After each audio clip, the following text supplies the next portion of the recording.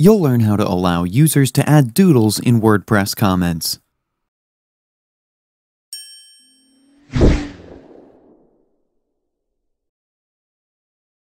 To allow users to add doodles in WordPress comments, first you need to install and activate the Draw Blog plugin.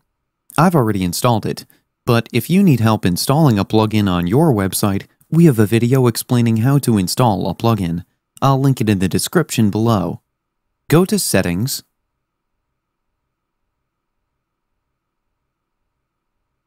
and here you can change the wording for the readers. But for now, let's go to the website.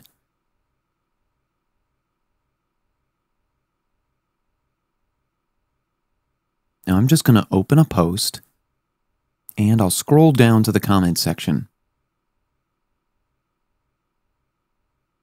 And here you can see that we have the option to create doodles and include them with the comment.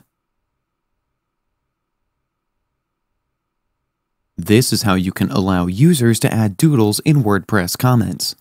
That's it for today's video. If you have any questions or comments, please leave them in the comments section below. And if you like this video, please click on the like button. If you're new to our channel, hit the subscribe button and tap the bell icon so that you don't miss any of our future videos.